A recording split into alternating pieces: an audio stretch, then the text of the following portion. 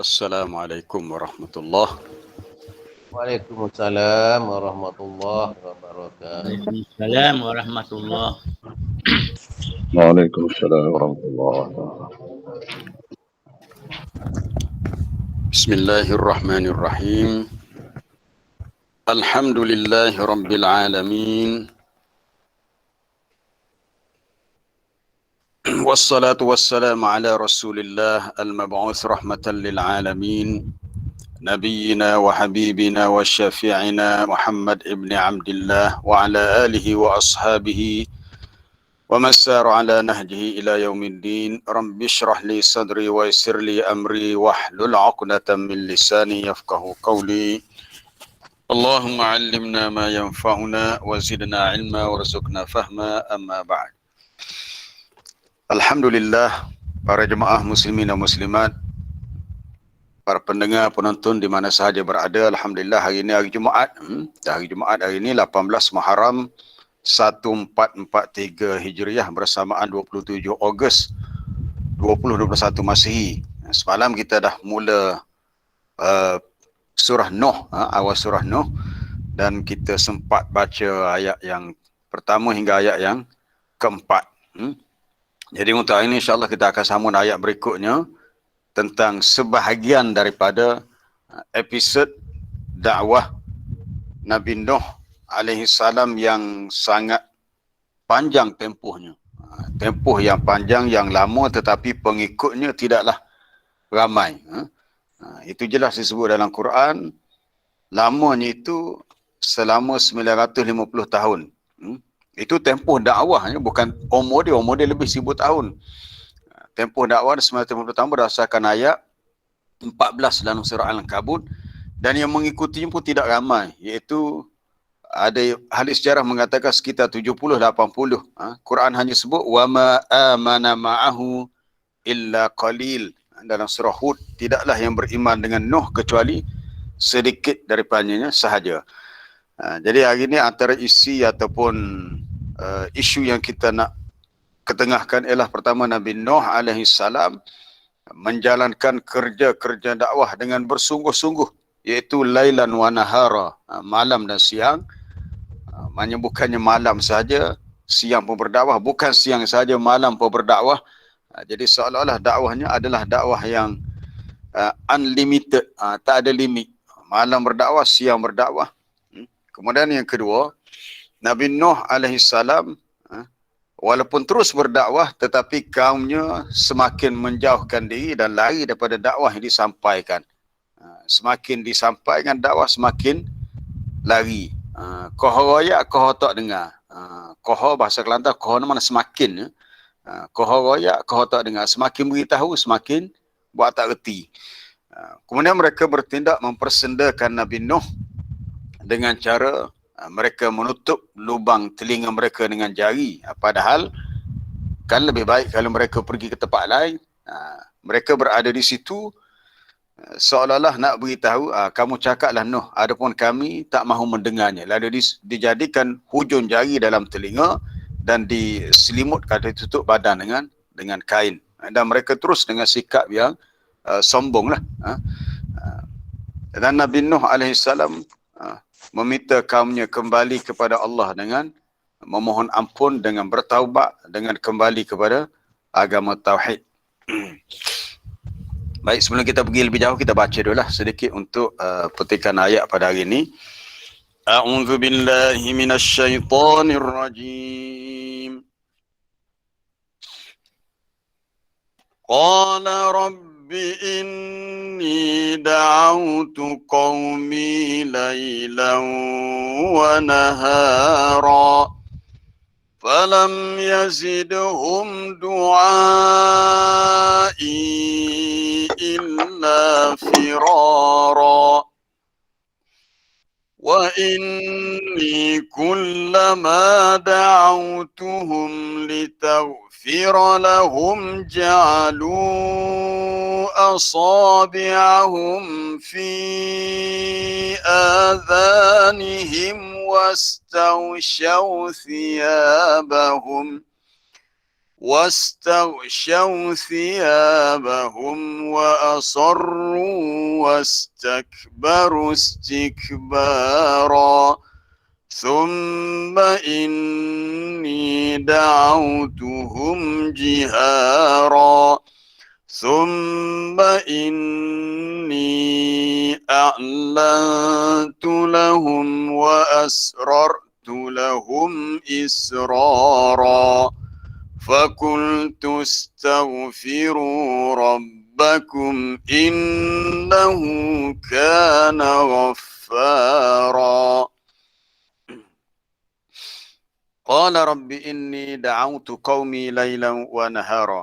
Nuh berkata, ini dalam doanya, dalam dia punya pengaduan, dia mengadu kepada Allah.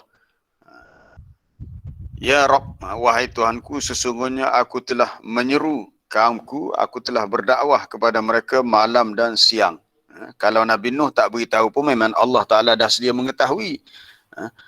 Tapi begitulah, Allah Ta'ala suka untuk mendengar doa, pengaduan, rayuan daripada hamba-hambanya, sebagaimana doa para Nabi dan Rasul. Mereka mengadu kepada Allah akan apa yang mereka lalui dalam usaha dakwah. Falam yazidhum du'ai, maka tidaklah seruanku menambahkan apa-apa kepada mereka kecuali firara, semakin lari. Semakin diberitahu, semakin jauh. Wa inni kullama da'autuhum, dan sesungguhnya setiap kali aku menyuruh mereka, yakni menyuruh supaya mereka beriman, yang mana dengan sebab beriman itu litaghfira lahum, supaya engkau ya Allah ampunkan mereka. Keampunan itu berlaku dengan cara mereka meninggalkan kekufuran dan memilih keimanan. Lalu mereka bertindak, ja'alu asabi'ahum, memasukkan anak jari mereka ke dalam telinganya. Itu satu. Yang kedua, wastawsyaw thiyabahum, dan mereka menutup baju ke muka mereka, tutup supaya mereka tidak nampak Nabi Nuh yang ada di depan mereka. Wa asarru, dan mereka berterusan dengan sikap begitu, dengan sikap engkar. Wastakbaru istikbara, dan mereka terus menyombong diri dengan amat sangat. Istakbaru itu fi'il madinya, kemudian didatangkan pula dengan maf'ul mutlaknya. Istikbara itu dalam bentuk taukid lah, mana mereka ni benar-benar sombong yang teramat sangat. Kemudian Nabi Nuh beritahu dalam dia punya pengaduannya kepada Allah. Dia kata, ya Allah, sesungguhnya aku telah mengajak mereka, telah berdakwah kepada mereka secara jihara, terang-terangan. Terang-terangan ni maknanya secara terbuka. Dakwah secara terbuka. Kemudian sesungguhnya aku telah menyeru lagi mereka dengan a'lantu, ya secara terbuka juga, secara terang-terangan, ataupun dengan cara israra, diam-diam. Diam-diam ni dakwah secara tertutup, ataupun secara kita kata dakwah fardiyah, dakwah secara individu. Maka aku katakan kepada mereka, istaghfiru rabbakum, mintalah ampun kepada Tuhanmu, sesungguhnya dia bersifat maha pengampun.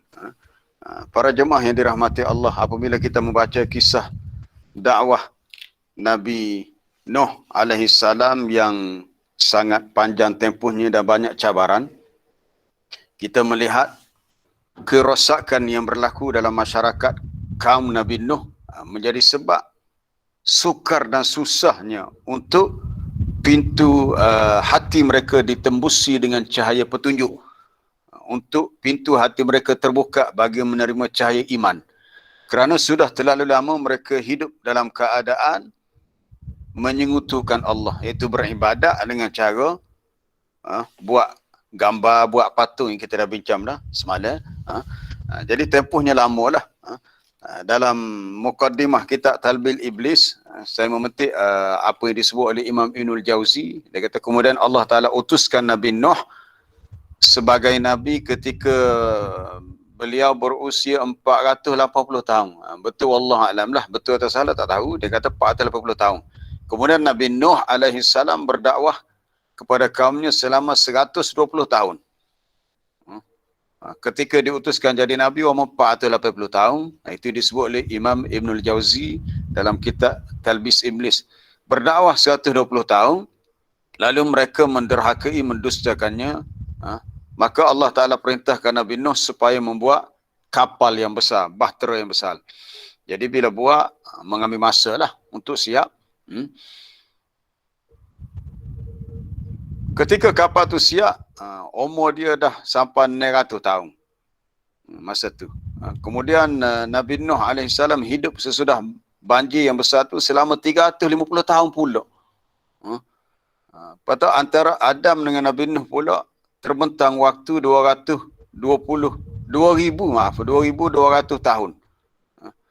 Kemudian banjir yang besar itu menghempas berhala-berhala dari satu tempat ke tempat yang lain. Hinggalah air bah yang besar itu mencampakkannya ke tanah Jeddah. Jadi ini yang disebut oleh Ibnul Jauzi, jadi sebahagian berhala dibuat oleh kaum Nabi Nuh katanya terdampar di pantai di Jeddah. Itu wallahu alam, itu yang saya dapat petik daripada Talbis Iblis. Kemudian tentang jangka masa dakwah Nabi Nuh, seorang penulis buku motivasi daripada Mesir, Syekh Amru Khalid, dia menyebut ada 3 peringkat.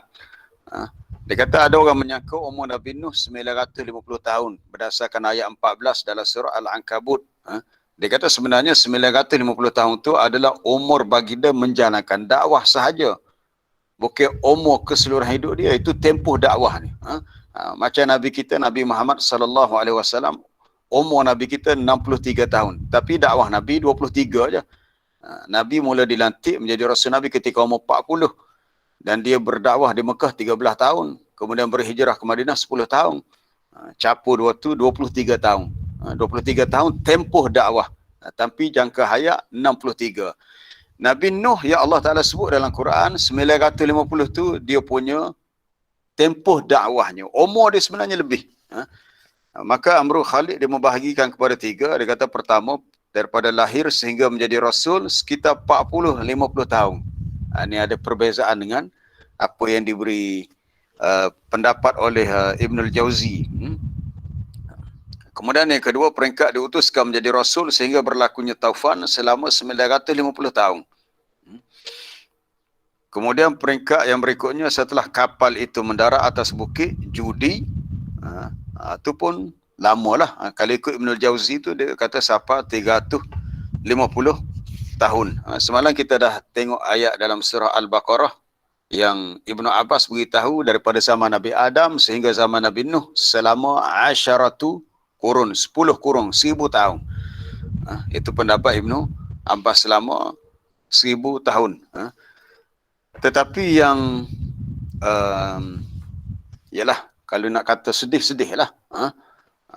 Itulah cabaran dalam berdakwah. Bukan bermakna bila dakwah tu lama, pengikutnya ramai, tak semestinya. Tetapi yang ikut Nabi Nuh jumlahnya sangat sedikit. Jumlahnya sangat sedikit. Berdasarkan penilaian paling banyak sekali dilakukan oleh ahli-ahli tafsir menyebut seramai 80 orang.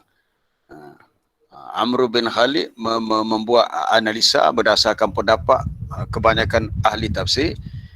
Pengikut yang ikut dakwah Nabi Nuh, dia kata paling ramai pun 80. 80 untuk tempoh dakwah 950. Maknanya kalau kita kata setahun tu seorang pun tak sampai. Kalau setahun berdakwah seorang ikut, sepatutnya 950 lah. Dah 950 tahun. Ini cuma 80 orang. Kalau kita kata dalam bab perniagaan, tak klik modal lah, nego. Tapi ini bukan urusan perniagaan. Bukan nak cari untung dari perniagaan. Ini dalam urusan dakwah. Maknanya kita boleh faham di sini bila kita tadabbur ayat ni. Di sisi Allah, kejayaan dakwah Rasul bukan dinilai dari sudut kuantiti pengikutnya. Bukan kata bila ramai ikut. Tak. Di sisi Allah, Allah Ta'ala nilai dari sudut Rasul tu berdakwah tu pun tidak tu je.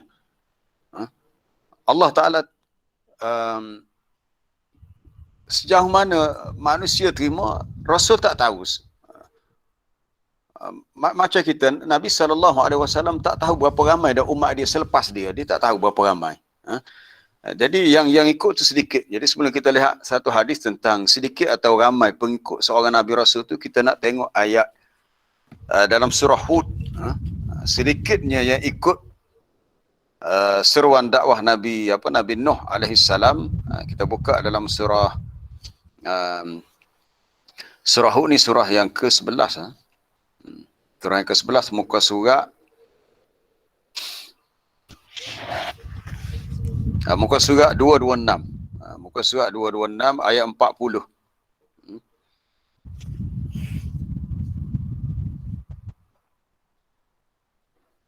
Hatta idza jaa amruna, sehingga apabila datangnya perintah daripada kami, iaitu datangnya banjir yang besar. Dan Nabi Nuh terus bekerja untuk menyiapkan dia punya kapal dia. Lalu wafarat tanur kul nahmil fiha, lalu air yang banyak keluar memancuk-mancuk daripada bumi, air hujan turun daripada langit. Lalu Allah Taala perintahkan kul nahmil fiha min kullin zawjain itsnain. Wahai Nuh, bawalah ke atas kapal itu daripada setiap jenis binatang secara berpasangan. Setiap jenis binatang berpasangan, ada jantan, ada betinanya. Ini sebagai suatu kaedah untuk memastikan spesies binatang itu kekal. Selepas banjir besar, spesies binatang itu masih wujud di atas muka bumi, kerana dah diselamatkan di atas kapal Nabi Nuh. Termasuklah wa ahlaka, termasuklah ahlimu, iaitu ahli keluarga, terdiri daripada orang-orang yang beriman lah. Illa man sabaqa alaihi alqawlu wa man aman. Melainkan orang-orang yang telah ditetapkan hukuman azab ke atasnya disebabkan kekafirannya. Wa ma amana ma'ahu illa qalila. Dan di akhir ayat 40 tu Allah Ta'ala beritahu, dan tiadalah yang beriman bersama dengan Nabi Nuh kecuali qalil, sedikit. Sikit. Berbanding dengan jumlah umatnya ramai, tempoh dakwah yang lama, yang ikut dia tu sikit. Tapi nak buat macam mana? Dah sebab manusia tak nak terima. Tugas Rasul hanya berdakwah. Kita dah bicara sebelum ni. Tugas Rasul hanya berdakwah. Bukan menjadi kewajipan Rasul untuk memastikan bahawa setiap tahun dia dapat dakwah 50-60. Tak. Dakwah Rasul hanya menjalankan dakwah. Berapa ramai nak ikut, itu terpulang kepada keadaan. Kalau ramai yang ikut, ramai lah. Kalau tak ramai lah.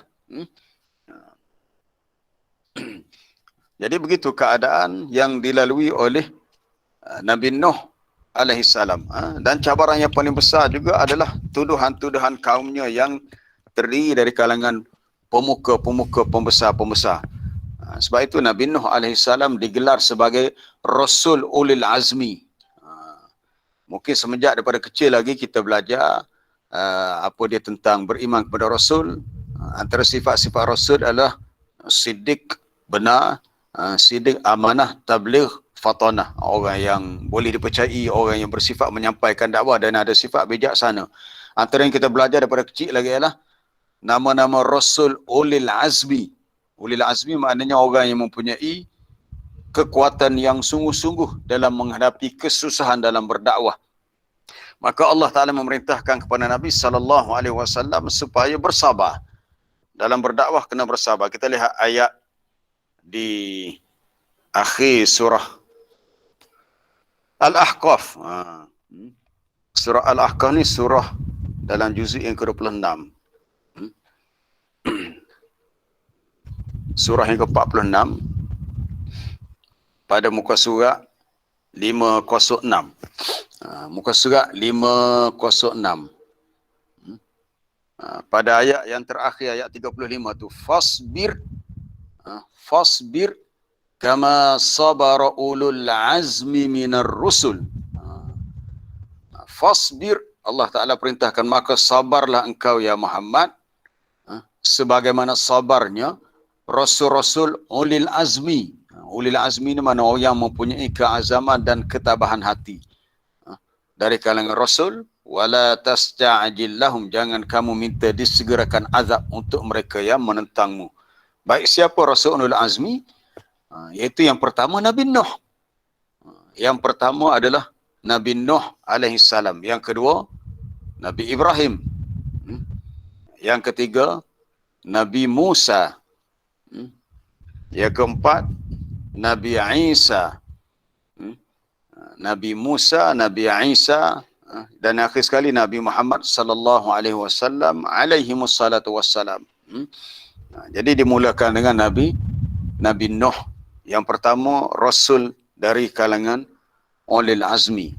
Baik, apa cabaran yang besar yang kita dah baca dalam ayat tadi, ayat yang ke-6 tadi, Nabi Nuh beritahu dia berdoa, pula. Dia mengadu kepada Allah dalam doanya, dia beritahu, aku berdakwah siang dan malam. Pertamanya kita nak lihat dalam surah Al-A'raf. Nabi Nuh alaihissalam dituduh apa dia? Sesat.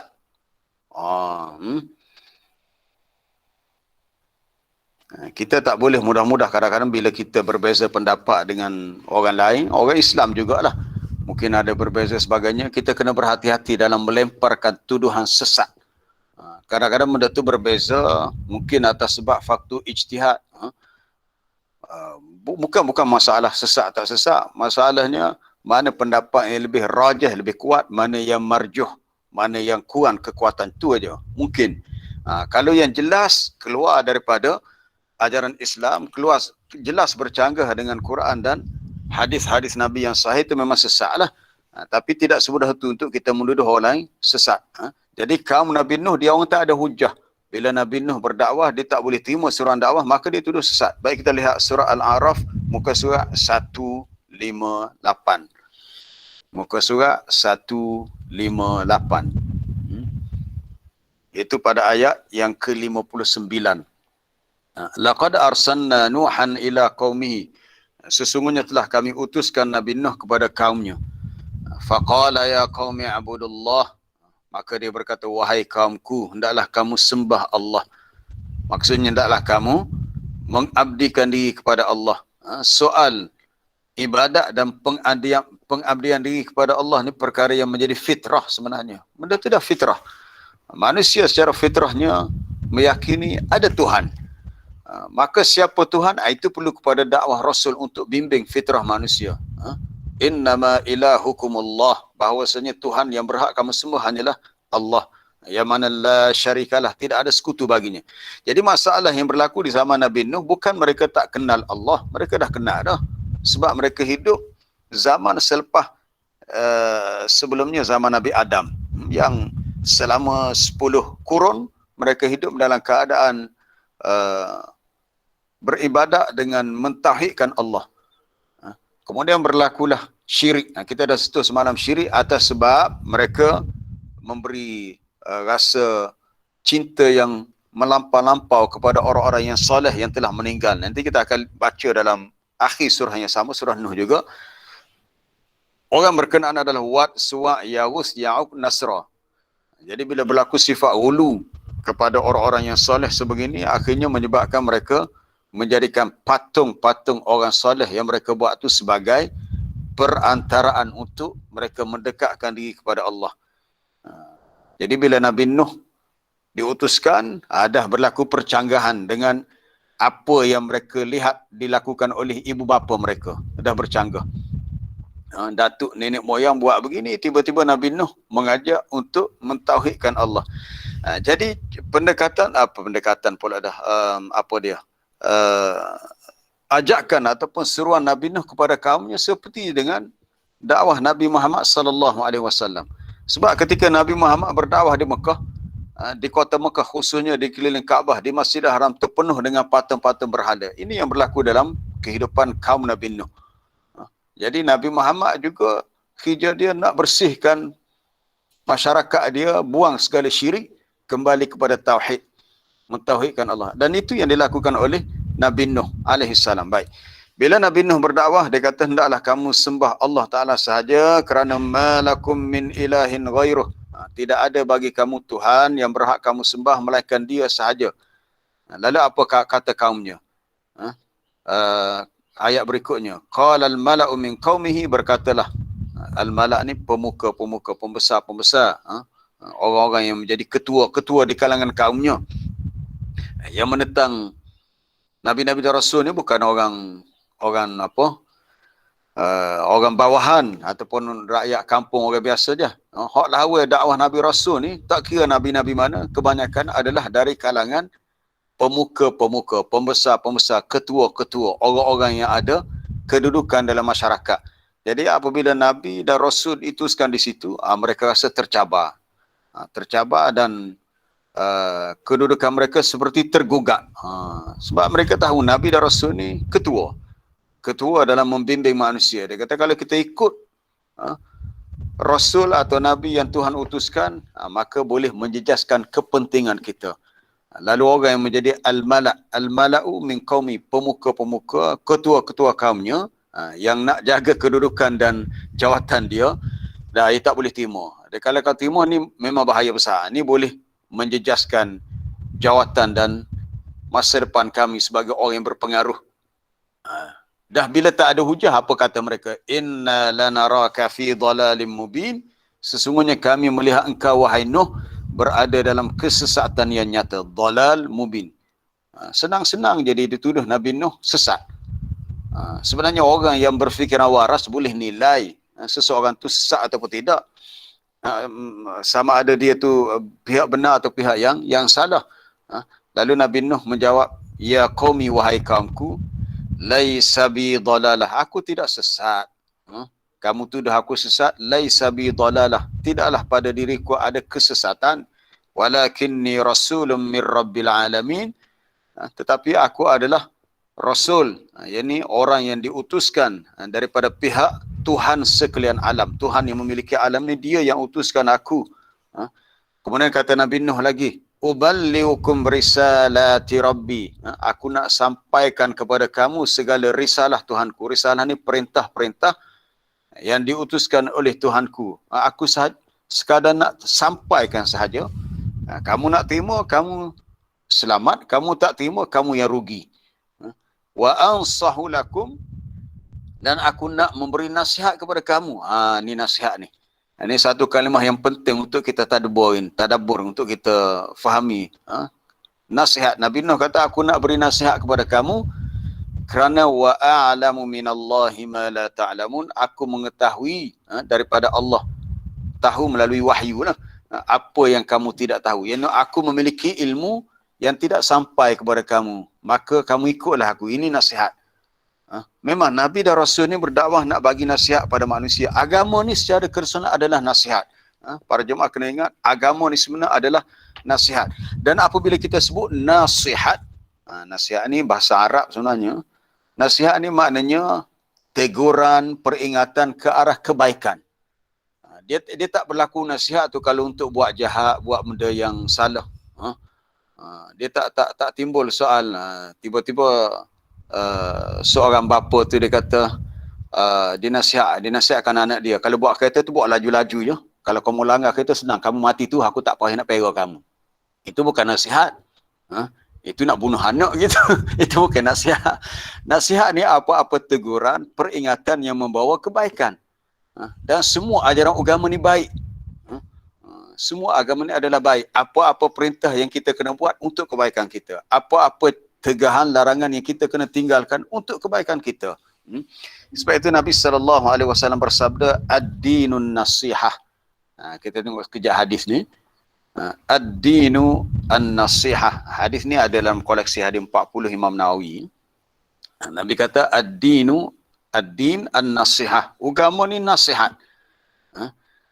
Bila kita ajak kawan kita, jumlah dengar kuliah tafsir ke kuliah agama, tadabbur apa-apa yang memberikan ilmu, tazkirah untuk kita, sebenarnya itu nasihat untuk kebaikan kita. Kalau kawan kita dengar, bukan bermakna untung tu dapat pada kita, dia yang dapat untung. Sebab dia dapat tip-tip ilmu, dia dapat pencerahan, dia dapat buka minda untuk melihat kehidupan di dunia ni begini. Sebab agama ni nasihat. Baik.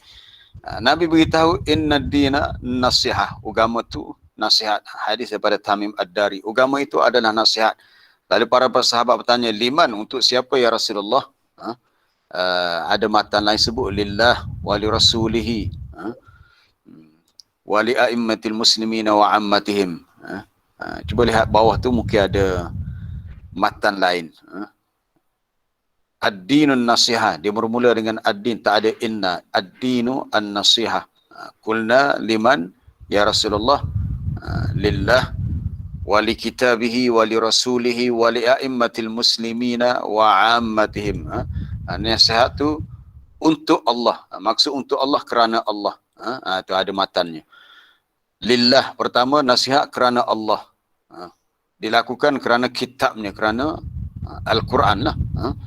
Kerana Rasulnya, itu kerana Nabi SAW. Dan nasihat ini juga untuk semua pemimpin umat Islam, a'immah, orang-orang yang jadi ketua pemimpin, dia kena tahu nasihat-nasihat daripada agama ni. Dan juga wa'ammatihim, untuk seluruh lah, ammah, untuk umum, untuk semua.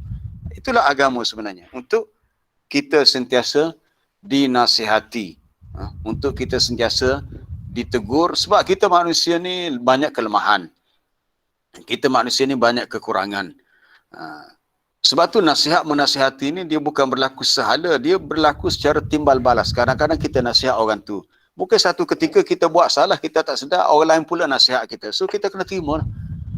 Kita kena terima. Jangan pula kita rasa, aku tak perlu dinasihati, aku dah pandai, aku dah tahu segala. Tak boleh. Kita, walau sejauh mana kita dah belajar, walau sebanyak mana kita dah dapat ilmu Allah Ta'ala bagi, Alhamdulillah, tetapi tetap ada kekurangan, kelemahan yang berlaku pada kita. Jadi kita bersifat terbuka. Jika nasihat yang disampaikan kepada kita itu baik, kita terimalah. Dan Nabi SAW banyak menasihati sahabat-sahabat baginda dalam bentuk pesanan-pesanan, kata-kata nasihat. Antaranya seperti yang disebut oleh Abu Hurairah. Abu Hurairah kata Nabi beritahu, "Awsani khalili, kekasihku telah berpesan kepadaku." Itu nasihat. Antaranya Nabi nasihat kepada Abu Hurairah 3 perkara yang Abu Hurairah kata, "Awsani khalili bi thalathin." Kekasihku telah berwasiat, berpesan kepadaku. Pesanan ini adalah satu nasihat. Untuk siapa? Untuk kita semua, bukan untuk Abu Hurairah secara khusus. 3 perkara yang Nabi nasihatkan, Nabi pesan kepada Abu Hurairah ialah, Nabi kata, tunaikan salat sunat duha. Ada kesempatan apa pun buat salat sunat duha waktu pagi. Awsani khalili bi salasin. Dan katanya, la ada'uhunna, aku tak pernah tinggalkan. Sebab ini nasihat daripada Nabi, wasiat. Sehingga aku mati. Sekali je Nabi bagi nasihat, Nabi bagi pesanan, memang dia tak tinggalkan. Dia ingat sama-sama, dia buat pak sudah sampai dia wafat, sampai dia meninggal. Pertamanya Nabi pesan supaya berpuasa 3 hari dalam sebulan. Puasa sunat lah. Som thalathati ayyam min kulli syahr.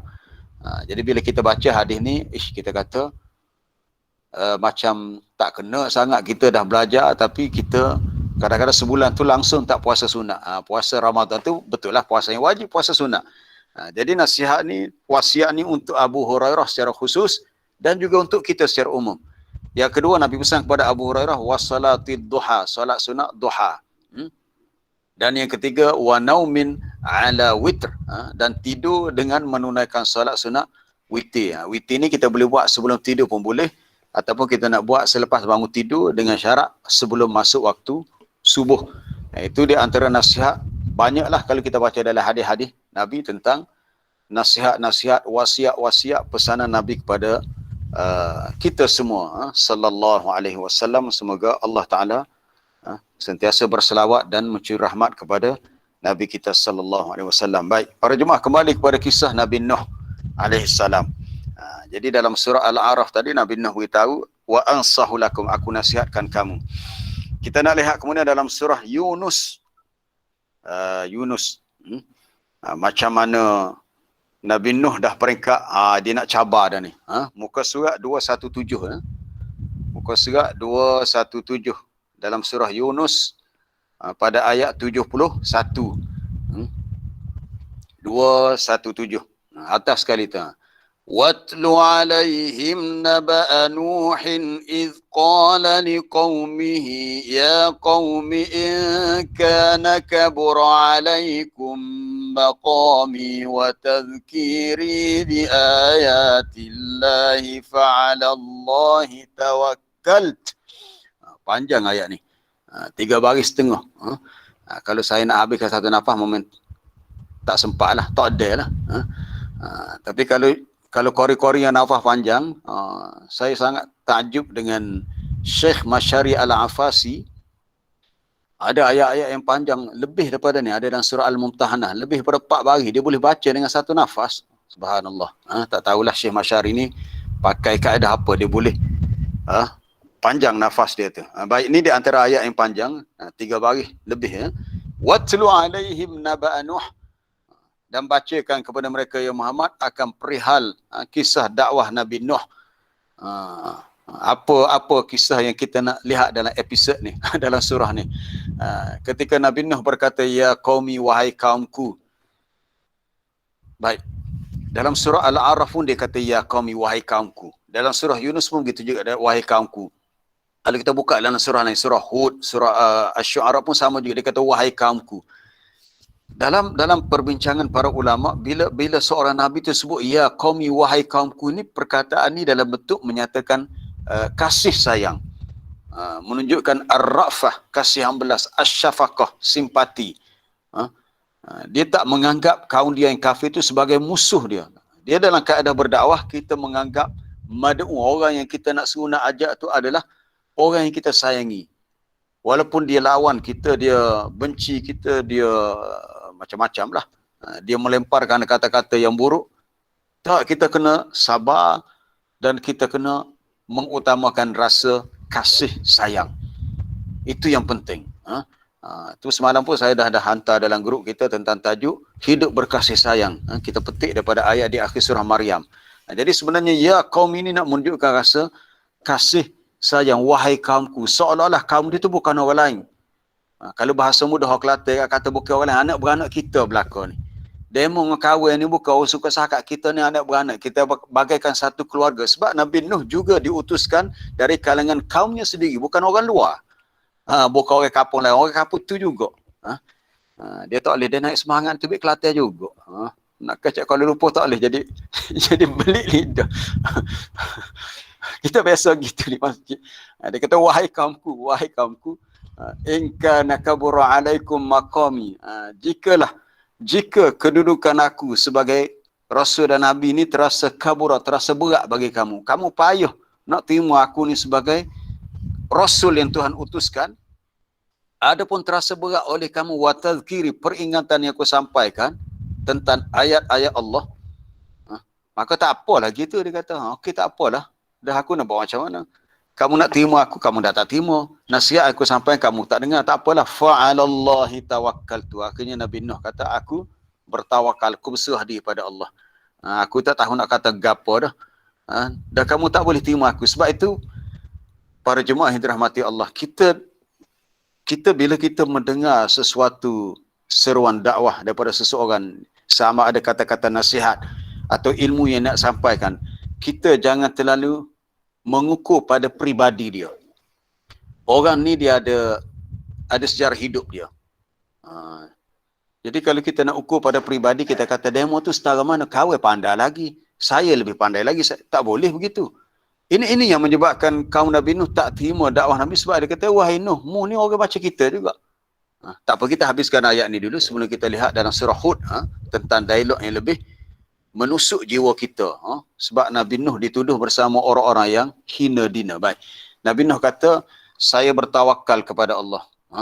Lalu dia cabar, dia kata, kalau macam tu fa'ajmi'u amrakum wa syuraka'akum. Kalau macam tu, kamu tetapkanlah keazaman kamu. Ajmi'u, kamu kumpulkan segala urusan kamu. Segala urusan kamu untuk kamu serang aku, untuk kamu memudaratkan aku, kamu dan sekutu-sekutu kamu, orang-orang yang menjadi kuncu-kuncu kamu. Okey, tak apalah, kamu pakat molek, kemudian serang aku. Itu Nabi Nuh cabar gitu. Kemudian Nabi Nuh kata, ni ayat ni dalam bentuk hikayatan, ayat ni ayat Quran, kalamullah, tapi Allah Ta'ala cerita balik apa yang pernah Nabi Nuh sampaikan kepada kaumnya. Dia kata, summa la yakun amrukum alaikum ghummah. Kemudian segala rancangan yang kamu jahat tu, kamu jangan buat secara ghummah, tersembunyi. Kalau boleh nak serang aku, seranglah secara terbuka. Ni cabar ni. Kalau kamu berani, serang aku. Kalau kamu betul-betul anak jantan, jom kita berlawan secara berdepan. Tapi kalau orang penakut, dia tidak serang begitu, dia serang secara sembunyi. Dia cari peluang orang tak ada, dia serang. Nampak kawan tu bawa motor seorang-seorang, dia pun keluar bawa batang besi kayu itu cara tidak anak jantan. Sekali sepatutnya dia kena, kalau nak lawan secara terbuka. Betul kita lihat dalam pendekatan mana-mana Nabi dan Rasul, bila berlawan mereka berlawan secara terbuka. Contohnya zaman Nabi Musa bila berlawan dengan Fir'aun, berlawan dengan tukang sihir yang diupah oleh Fir'aun, mereka berlawan di tempat terbuka yang ada penonton, ada orang lihat. Dia tak boleh secara sembunyi-sembunyi. Sebab itu Nabi Nuh kata, kamu nak serang aku boleh, tapi janganlah secara rumah, tersembunyi. Serang aku secara terbuka. Lepas tu, thumma qudu ilayya wa la tunzirun. Kemudian teruslah kamu bertindak, jangan tangguh-tangguh. Kalau rasa nak serang aku, nak lawan aku, nak pukul aku, buatlah.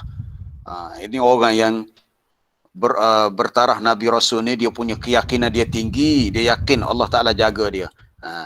Kemudian dia bagi peringatan, fa in tawallaitu, maka jika kamu berpaling juga tak mahu terima seruan dakwahku, itu tak menjadi hal bagi aku, sebab aku tak ada kepentingan apa-apa. Nabi Nuh kata, aku berdakwah pun fama sa'altukum min ajrin, aku tak minta upah pun.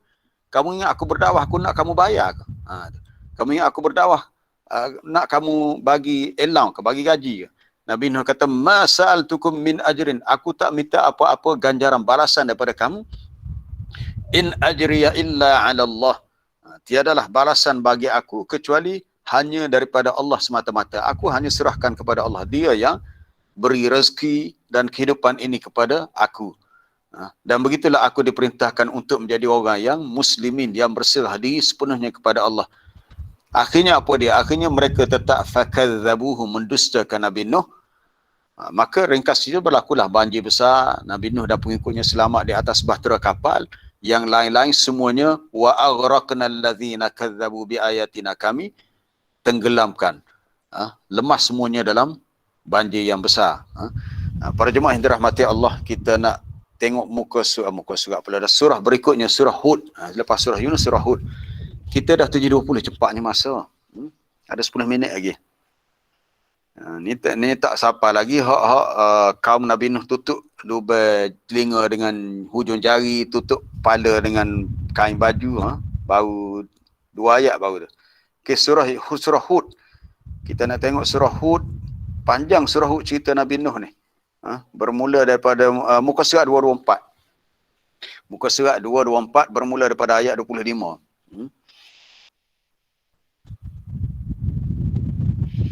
Walaqad arsalna Nuhan ila qaumih, sesungguhnya telah kami utuskan Nabi Nuh kepada kaumnya. Lalu dia berkata, inni lakum nadhirum mubin. Ini sama dengan ayat di awal surah Nuh. Ada kalimah nazir, aku ni sebagai nazir, pemberi amaran, peringatan yang keras untuk kamu. Alla ta'budu illallah, bahawa janganlah kamu sembah, janganlah kamu beribadat melainkan hanya beribadat kepada Allah. Kerana aku takut kamu ditimpa azab pada hari yang sangat pedih, mana hari pembalasan di akhirat nanti, jika kamu mati dalam keadaan kafir. Maka berkatalah orang-orang yang kafir daripada kaumnya. Al-Malak juga. Surah Hud pun sebut Al-Malak juga. Berkatalah faqala Al-Malak. Malak ni ketua-ketua. Jadi hak jadi mastermind. Bahasa Kelantan kata jadi kepala pengaknya. Apa dia? Kepala pengak. Kalau pengak pisau tak apa, boleh makan. Sirah pengak tak apa. Ni jadi kepala pengak ni orang hak jadi kepala hak jahat gangster-gangster yang Samsung ni. Al-Malak. Ketua-ketua yang kafir daripada kaumnya kata. Ma naraka illa basharam mislana. Tengok. Dia tak ada hujah dia menolak dakwah Nabi Nuh, semata-mata dia tengok Nabi Nuh ni manusia macam orang lain juga. Mu ni nak berdakwah apa Nuh? Kamu ni bashar, manusia seperti kita juga. Apa yang kamu nak royak tu, apa yang kamu nak sampaikan, tak penting lah. Sebab kami pun orang juga. Ada sahaja dia punya alasan untuk tidak menerima dakwah ni. Dan mereka berkata, wa ma nara kattaba'aka illa alladhina hum araziluna badiyar ra'i. Tidaklah kami lihat yang menjadi pengikut kamu, melainkan orang-orang yang kami lihat mereka tu miskin hina. Arazil. Arazil orang-orang yang kedudukannya razilah. Razil orang yang hina orang hok. Kalau kita gak orang kampung-kampung hok, rumah buruk, pitih tak ada, makan tak cukup, miskin. Itu arazil. Orang-orang yang hina lagi miskin. Arazil merujuk yang hina kerana miskin. Tapi hak ketua-ketua ni orang yang mewah, yang kaya, yang hidup senang lenang. Dia kata takkanlah kami nak ikut kamu, wahai Nuh. Pengikut kamu orang miskin, jatuhlah kedudukan kami. Kami kaya nak ikut kamu, yang pengikut kamu kebanyakan orang miskin. Nak jaga apa dia nak jaga? Dia nak jaga kedudukan dia, nak jaga takut dia punya. Jadi sebenarnya kalau kita faham ayat ni, isu antara dua darjat ni, kalau Zamir P. Ramli dia buat cerita antara dua darjat, bukan cerita baru, cerita lama dah. Kan cerita orang dulu-dulu, kalau nak pilih menantu, dia kata aku orang kaya, mesti menantu aku orang kaya juga, takkan aku nak ambil orang miskin. Ataupun maksudnya orang yang sama taraf. Maknanya orang yang berkedudukan sama taraf. Kalau orang yang tak sama taraf, tak boleh. Kita melihat di sisi Allah, taraf manusia di sisi Allah, kita pun dah bicara sebelum ni, bukan diukur dari sudut kaya miskin, bukan sedikit atau banyak harta. Yang diukur di sisi Allah adalah takwa. Kalau orang tu orang bertakwa, okey, maka dialah yang baik. Dan kemudian kata mereka lagi, wa ma nara lakum alaina min fadlin. Kata kaum Nabi Nuh. Ni ayat ni merupakan hikayatan an qissati kaum Nuh. Allah Ta'ala cerita balik akan kisah kaum Nabi Nuh.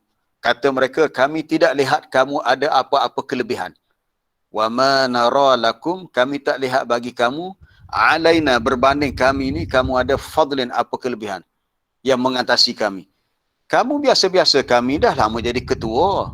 Kami ni pemimpin masyarakat. Tiba-tiba kami nak ikut kamu. No way. No way pula dah. Itu kaum Nabi Nuh tak adalah cakap bahasa Inggeris.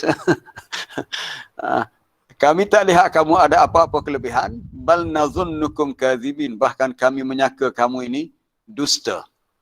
Kami menganggap kamu pendusta. Dituduh pula pendusta. Susah sebenarnya dakwah ni. Nak meyakinkan manusia sesuatu yang mereka anggap pendek dan baru. Kemudian Nuh beritahu lagi. Ini dialog dia. Wahai kaumku, cubalah kamu fikir. Ara'aitum in kuntu ala bayyinatin min rabbi. Jika aku berdakwah berdasarkan bukti yang nyata, aku ada hujah, ada bukti kerana aku terima wahyu daripada Tuhan.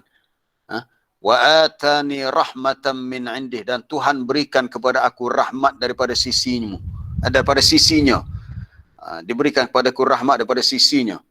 Tetapi kamu tetap fa'ummiyat alaikum. Kamu masih bersikap ummiyat ni buta asalnya. Buta ni maknanya buat sepuluh tak nampak. Buat macam tak nampak. Jadi kabur pandangan kamu. Ummiyat asalnya buta. Aku dah bawa bukti dan kamu tahu aku adalah Rasul yang Tuhan utuskan, tapi kamu buat tak nampak, buat macam orang buta. Anulzimukumuha wa antum laha karihun. Adakah kami akan paksa kamu tu?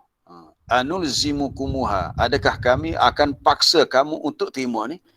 Dan dalam keadaan kamu pula karihun, rasa tidak suka. Para jemaah yang dirahmati Allah, tugas kita bila kita berdakwah hanyalah dakwah. Kita bukan nak paksa. Kita tak boleh paksa. Ni untuk kuliah tadabbur ni, tak kira lah yang saya sampaikan, yang ustaz-ustaz lain sampaikan. Kita pun banyak camping. Kawan-kawan kita, kenalan-kenalan kita kata ada masa cuti, PKP ni banyak kat rumah. Kita guna kesempatan waktu yang terluang ni untuk kita menambahkan ilmu. Dalam YouTube banyak yang live, yang tidak live, yang rakaman. Yang kita boleh dapat ilmu banyak. Tapi dia orang buat tak reti. Adakah kita memaksa? Tak boleh. Kita beritahu je lah. Kita royak je. Setara Nabi Nuh, dia kata dia tak boleh paksa. Adakah aku nak paksa kamu dalam keadaan kamu pula rasa karihun, rasa benci, rasa tak suka? Tak. Kita tak boleh paksa. Sebab tu dalam dakwah sendiri Allah Ta'ala beritahu la ikraha fid din. Tak ada paksaan dalam agama. Maksudnya kita tak boleh paksa orang kafir masuk Islam. Kerja kita hanya dakwah, beritahu, suruh mereka fikir. Kalau mereka masih tak nak berubah untuk memilih Islam sebagai cara hidup, itu urusan mereka. Islam tidak memaksa orang bukan Islam masuk Islam secara paksaan. Tak ada paksaan. Tetapi bila dah masuk Islam, maka menjadi kewajipan setiap Muslim untuk melaksanakan perintah Allah. Dan bila kita melihat saudara kita ada yang cuai, ada yang tidak sempurna melaksanakan perintah-perintah agama. Contohnya ada wanita yang solat 5 waktunya cukup, tapi bila keluar rumah dia pakai pakaian yang tidak sempurna menutup aurat. Maka kita boleh tegur dia, nasihat dia. Dan tak boleh pula dia kata, suka hati akulah, kamu tak boleh paksa aku. Maka kita mengatakan ini bukan paksaan. Ini pasangan, ini adalah nasihat. Teguran ini adalah nasihat. Kalau nak terima, terimalah. Tak nak terima, itu urusan kamu dengan Allah. Jadi sebab tu Nabi Nuh kata, anulzimukumuha. Adakah kami nak paksa kamu terima bukti ni? Kamu boleh fikir sendirilah. Sebab masing-masing kita ada akal. Masing-masing boleh fikir. Baik, para jemaah yang dirahmati Allah, kita nak dah 7:28 dah. Kita nak sambung sikit lagi untuk ayat yang seterusnya dalam surah Nuh. Kembali kepada surah Nuh. Bila dah jauh kita pergi surah Al-A'raf, surah Yunus, surah Hud. Jadi kita nak kembali kepada surah kita yang asal, iaitu surah Nuh. Dia beritahu, dia kata setiap kali dia berdakwah, kaum dia firara, lari. Maksud lari untuk menjauhi. Dia sepatutnya kalau kita nak selamat, kita kena lari menuju kepada Allah. Bukannya lari semakin jauh daripada Allah. Itu keadaannya begitu. Nabi-Nabi dan Rasul ni berdakwah nak ajak manusia untuk lari menuju kepada Allah. Bukannya lari semakin jauh daripada Allah. Tapi kaum Nabi Nuh, mereka lari. Bukan lari semakin mendekati Nabi Nuh, tapi semakin menjauhi. Maka Allah Ta'ala mengingatkan kepada kita, fafirru ilallah. Antaranya dalam surah Az-Zariyat. Kita hidup sekarang ni macam mana kita nak bawa diri kita supaya kita dapat lari ke arah Allah, semakin dekat dengan Allah. Tak lain dan tak bukan ialah kita kena rajin berjinak-jinak dengan Al-Quran. Inilah satu-satunya pusaka peninggalan Nabi kita sallallahu alaihi wasallam yang dijamin terpelihara daripada awal sampai akhir, sampailah hari kiamat. Dalam surah Az-Zariyat, muka surat 522. Muka surat 522, kita lihat bermula ayat 49. Muka surat 522, okey. Wa min kulli syai'in khalaqna zawjaini la'allakum tadhakkarun. Dan setiap sesuatu daripada makhluk ini kami ciptakan berpasangan. Tadi kita dah baca dalam surah Hud, kenapa semasa kapal Nabi Nuh nak berlayar, Allah Ta'ala suruh kul nahmil fiha min kullin zawjain ithnain. Itu bawalah segala makhluk termasuk binatang secara berpasangan. Zawjain ithnain, dua-dua. Maksud dua-duanya ada jantan, ada betina. Kalau kambing ada kambing jantan, kambing betina. Maka dalam ayat 49 ni Allah Ta'ala sebut kami ciptakan makhluk ni secara zawjan, berpasangan. Supaya kita berfikir semuanya berpasangan. Apa maksudnya? Ada jantan, ada betina. Sama ada manusia, binatang, begitu juga dengan tumbuh-tumbuhan. Maka akhirnya bila kamu sedar, fafirru ilallah, maka larilah kamu menuju kepada Allah. Katakanlah wahai Muhammad kepada mereka, hendaklah kamu segera kembali kepada Allah. Farra yafiru, mana lari, mana kembali dengan segera, dengan cepat.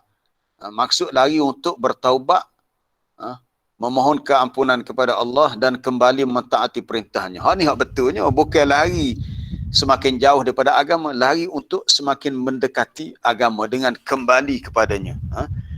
Jadi bila kita baca kisah kaum Nabi Nuh yang begini sikapnya yang buruk, maka kita mengambil sikap yang positif, yang baik. Itu bukan lari daripada agama, lari untuk semakin dekat. Tak tahulah, kadang-kadang saya tengok ada setengah-setengah tempat, mungkin je ada setengah kawan-kawan saya di sekolah pun adalah gitulah manusia ni ya. Rakan-rakan guru walaupun cikgu, yang dia tu juga duduk dalam sebuah sekolah yang kita kata berorientasikan pendidikan agama. Bila dibuat contohnya solat jemaah ke, ada perorientasi kirah, kita tak nampak pun muka dia, tak nampak pun dia hadir. Kita kata dia ni payah sungguh lah. Jadi sepatutnya dia kena ikut sertai sama lah. Tapi bukan orang kita bermusuh dengan dia atas nama dia rakan sejawatan. Kita tersaing dengan dia. Cuma kita simpati atas sikap culas dan apa dia? Culah lah, orang Kelantan kata culah. Culah ni mana bagi nasihat ni payah dia mengelak kau tu, dia gi kau ni, dia kau tu. Sedangkan apa yang kita katakan kepadanya itu untuk kebaikan dia. Larilah menuju kepada Allah. Sebelum kita berakhir dah 7.33 ni, kita nak lihat sikit lagi muka surah Az-Zumar. Kalau kaum Nabi Nuh memilih untuk jauh, ya. Tadabbur secara mafhum mukhalafahnya kita memilih untuk semakin dekat. Itu dengan cara fafirru ilallah, larilah kamu kepada Allah. Iaitu dalam surah Az-Zumar muka surah 464. Muka surah 464. Bermula ayat 53 hingga ayat 55 tu. Qul ya ibadiyallazina asrafu ala anfusihim. Katakanlah wahai hamba-hambaku yang telah bertindak melampau sebab banyak sangat buat salah. Macam-macam lah dosa maksiat. Termasuklah allazina asrafu tadi kaum Nabi Nuh. Tapi konteks ayat ni khusus untuk kita lah, kita umat Nabi SAW. Jadi para sahabat bila tengok ayat ni mereka rasa sangat gembira sebab dalam ayat ni Allah Ta'ala memberi jaminan la taqnatu mir rahmatillah, jangan kamu putus asa daripada rahmat Allah. Maknanya walau sebanyak mana dosa kamu, jika kamu bersungguh-sungguh ikhlas untuk kembali kepada Allah, maka Allah Ta'ala yaghfirudz dzunuba jami'an, mengampunkan semua dosa. Itu jaminan Allah. Sebanyak mana jangan fikir. Sangat mudah bagi Allah untuk mengampunkan dosa hamba-Nya walaupun banyak setara mana pun, jangan fikir waktu itu. Kerana Allah Ta'ala akan mengampunkan dosa jami'an semuanya. Kecuali dosa yang melibatkan manusia dengan manusia, itu kena minta maaf dengan orang lain lah. Tapi kalau dosa dengan kita, dengan Allah, sebanyak mana itu ada jaminan akan diberi keampunan. Kemudian lepas tu Allah Ta'ala beritahu wa anibu ila rabbikum. Anibu maknanya kembalilah kepada Tuhan. Mana larilah menuju kepadanya. Wa anibu ila rabbikum wa aslimu lahu. Kembalilah. Anibu mana irji'u, kembalilah kamu kepada Tuhanmu dengan bertaubat. Daripada perkataan anaba yunibu, orang yang kembali kepada Allah disebut munib. Menjadi peringatan bagi likulli abdin munib. Munib tu isim fa'il daripada anaba yunibu. Dia punya fi'il amarnya anibu, mana irji'u. Kembalilah kamu semua kepada Tuhanmu dengan bertaubat serta wa aslimu lahu. Serahkan dirimu kepadanya. Maknanya tunduk kepadanya lah.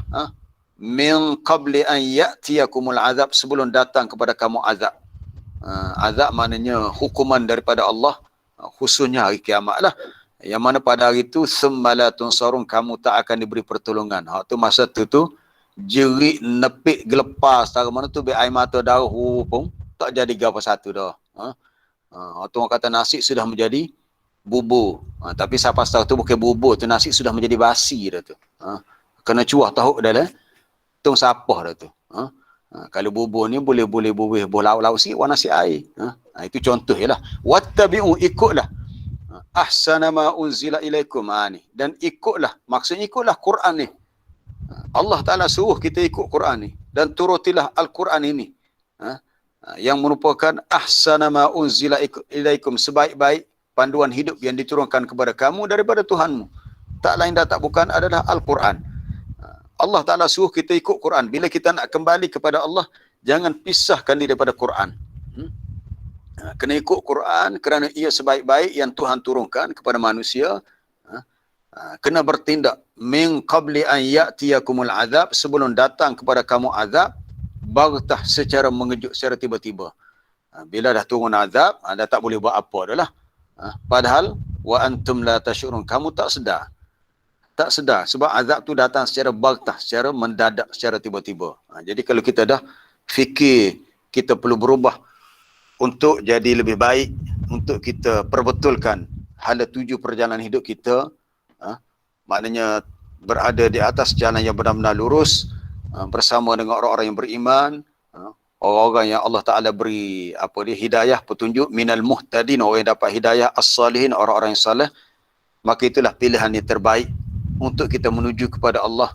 Tidak sama dengan kaum Nabi Nuh yang memilih jalan yang salah, akhirnya mereka tenggelam dalam banjir yang kisahnya belum berakhir. InsyaAllah kita sambung esok lah. Wallahu alam. Saya buka untuk persoalan.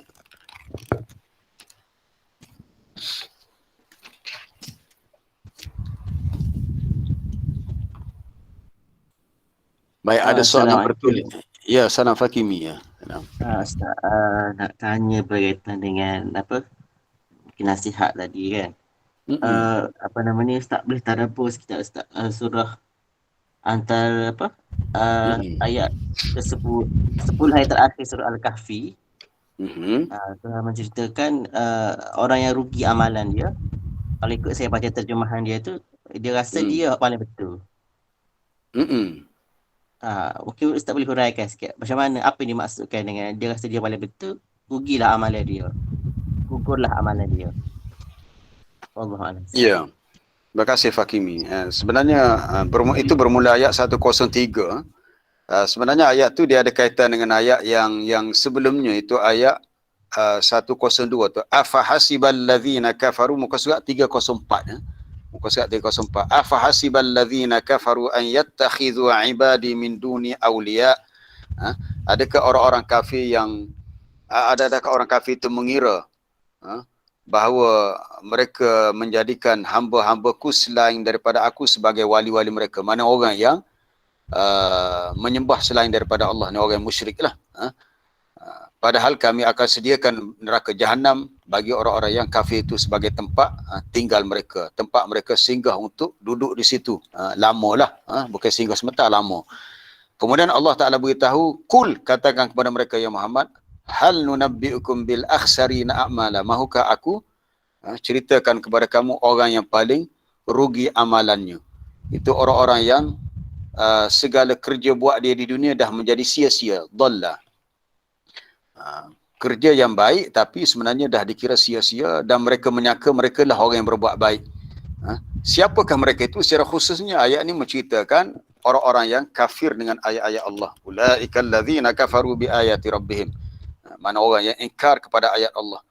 Dia buat benda yang dianggap dia dapat baik, dapat pahala, tetapi sebenarnya tak ada apa-apa di sisi Allah.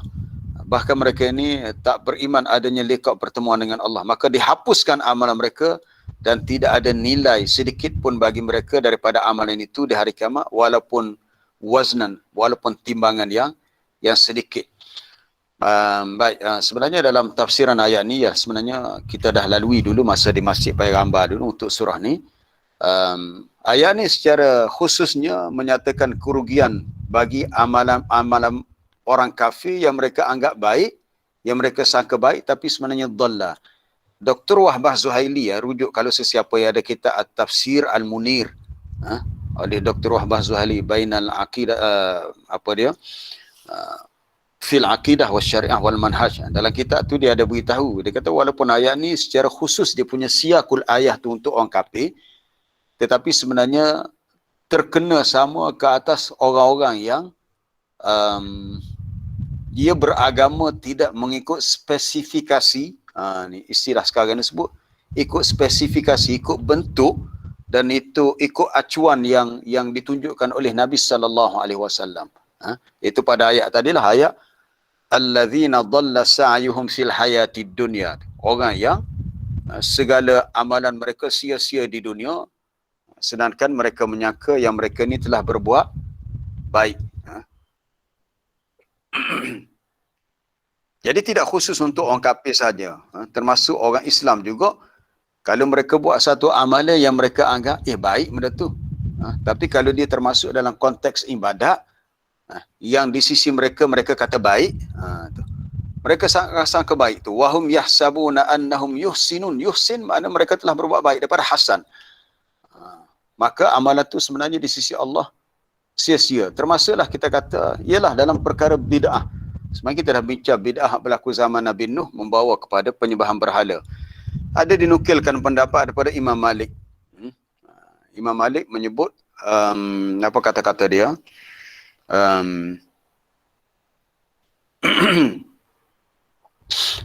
Kata Imam Malik, man za'ama.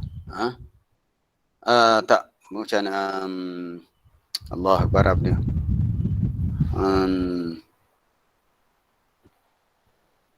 Faqad za'ama, bukan man. Faqad za'ama anna Muhammadan khana risalah.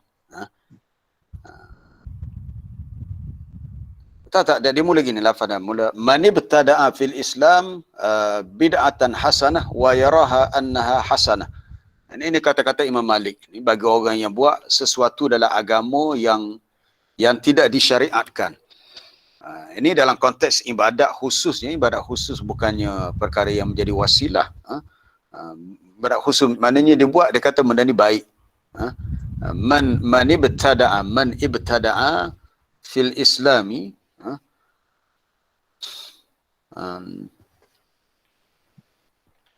Kalau lihat tu, kata Imam Malik ini ada perbincangan di kalangan ulama lah tentang perkara ini.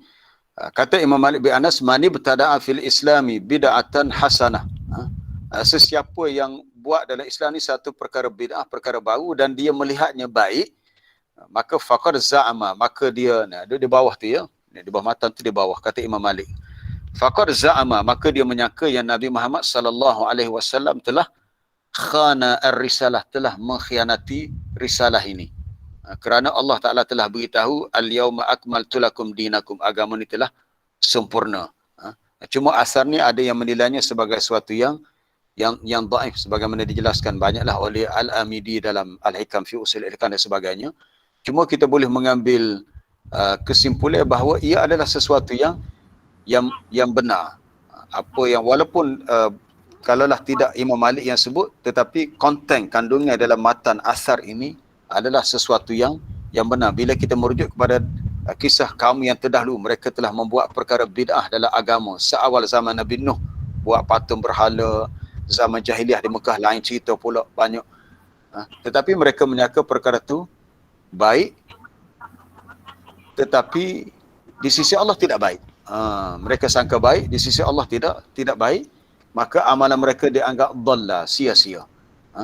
Satu lagi kita nak kaitkan dengan ayat yang Fakimi tanya tentang 10 ayat akhir surah surah Al-Kahfi tadi. Dalam surah Muhammad. Dalam surah Muhammad Allah Ta'ala beritahu segala amalan orang-orang kafir terhapus. Maksudnya amalan baik. Sebab orang kafir pun buat juga amalan baik. Surah Muhammad ni surah yang ke-47, muka surat 507. Wahum yahsabuna Penceritaan dalam ayat ni sama dengan dalam ayat di akhir surah Al-Kahfi. Alladzina kafaru wa saddu an sabilillah adalla a'malahum.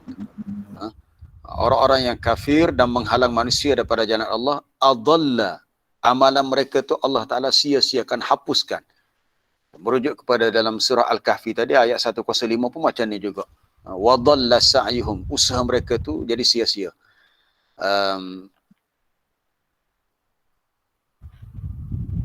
Kemudian dalam ayat yang ketiga tu, kerana orang-orang kafir mengikut jalan yang batil, yang salah, dan orang beriman ikut jalan yang betul. Dalam tafsiran ayat ni para ulama menyebut orang-orang kafir di zaman jahiliah juga mempunyai makarim al-akhlak, mempunyai nilai-nilai akhlak yang baik, seperti ikramul dhaif, memuliakan tetamu. Antaranya ada juga birrul walidaini, buat baik pada ibu bapa. Antaranya fakul asra, membebaskan tawanan perang. Mana zaman jahiliah pun ada juga nilai-nilai baik yang kalau orang Islam buat garanti dapat pahala.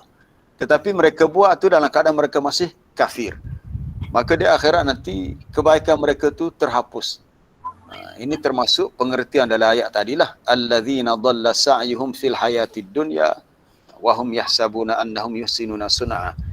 Jadi bila saya cara Dr. Wahbah Suhaili Huraya ni, sebab kita dah bincang tafsir ayat ni masa di Masjid Paigamba dulu, lama dah. Sebab kita sekarang ni dah masuk surah Al-Qasas. Itu pun dah banyak bulan dah terhenti kerana PKP ni. Surah Al-Qasas ni dalam juzuk 20. Ni juzuk yang ke-16. Mana dah banyak tahun dah lepasnya. Tapi bila Dr. Wahbah Suhaili sebut begitu, mana dia melihat pengajaran daripada ayat di akhir surah Al-Kahfi ni adalah bersifat umum. Ceritanya bersifat khusus, tapi pengajarannya bersifat umum, merujuk kepada kaedah tafsir al-ibratu bi umumil lafzi la bi khususi as-sabab.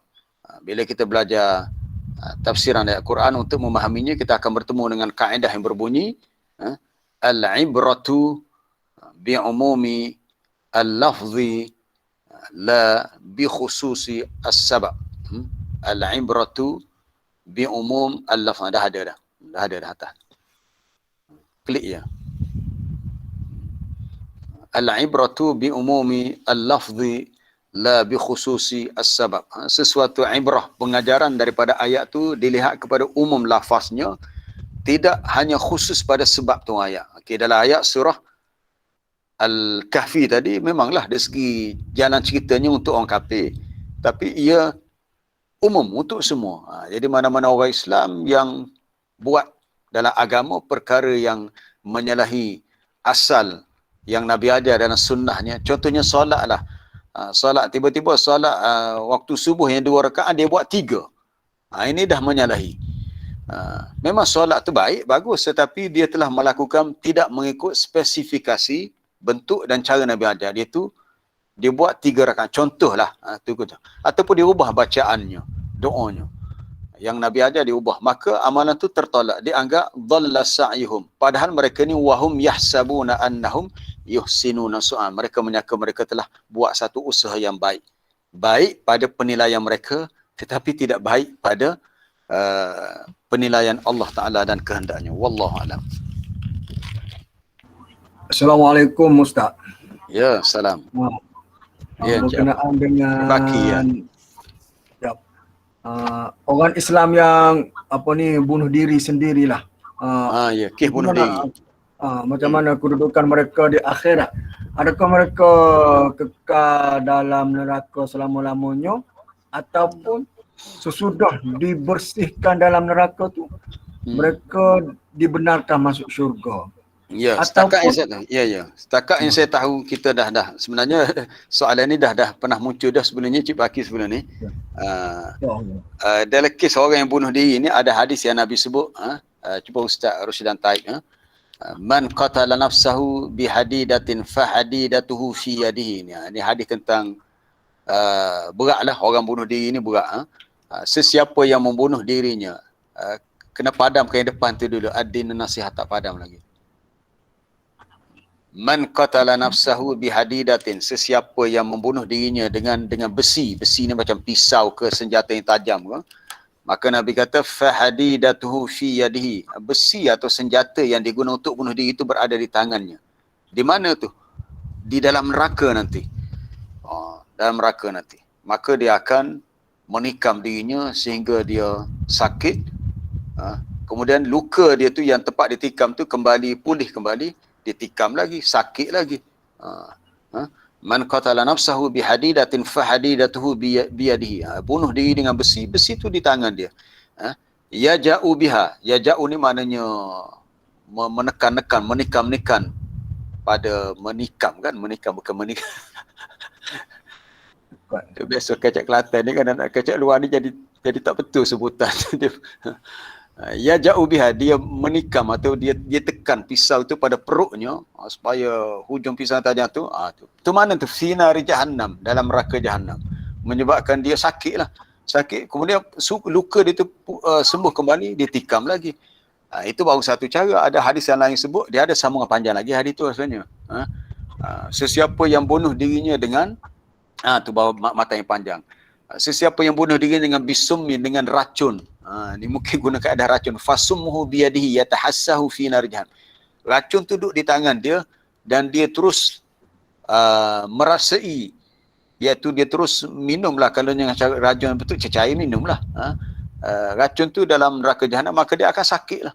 Sakit bila reda sikit, minum lagi, sakit lagi. Kemudian waman taradda min jabal, sesiapa yang terjun daripada bukit. Sekarang ni tak berlaku macam ni. Mungkin sekarang ni terjun bangunan.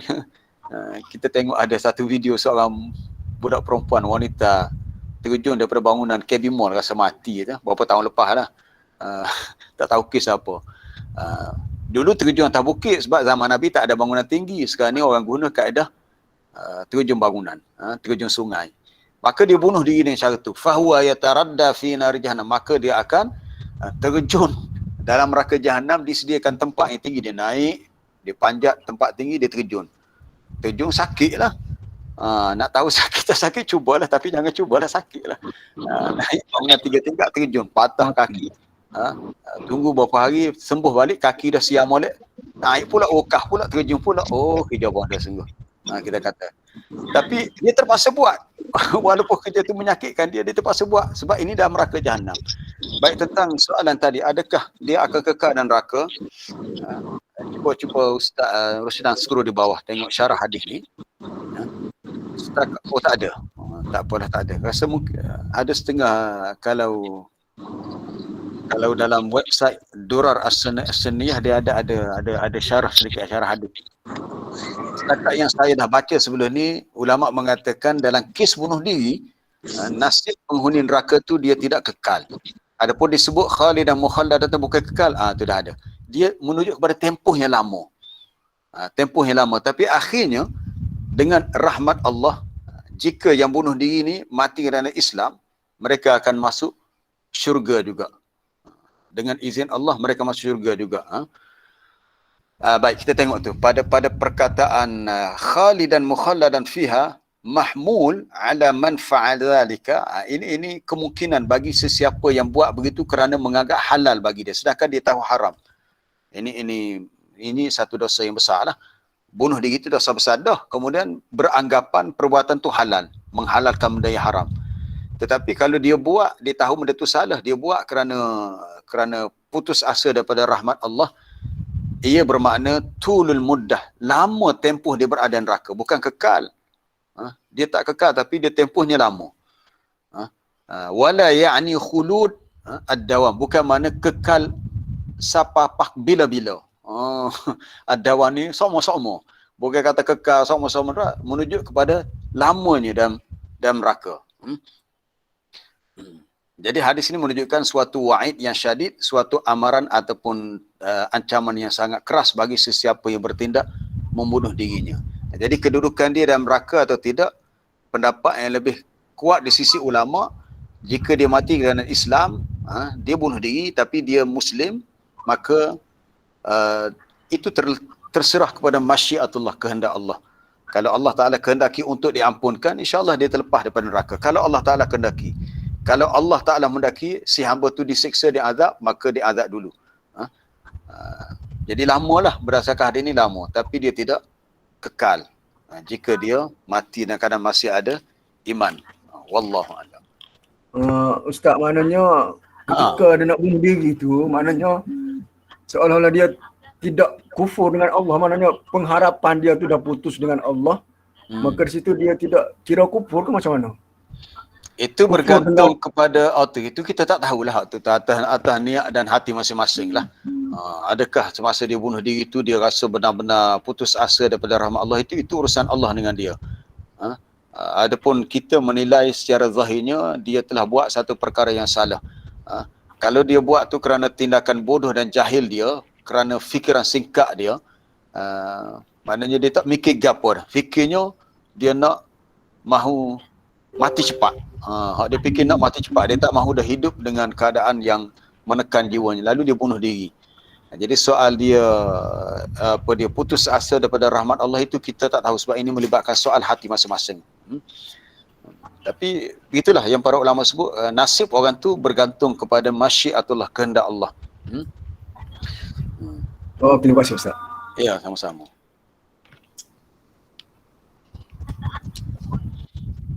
Saya nak bagi respon jawapan untuk soalan-soalan bertulis jika sempat, ada 2-3 minit sebab dah nak pukul 8 dah ni. Apa soalan bertulis ni? Ya.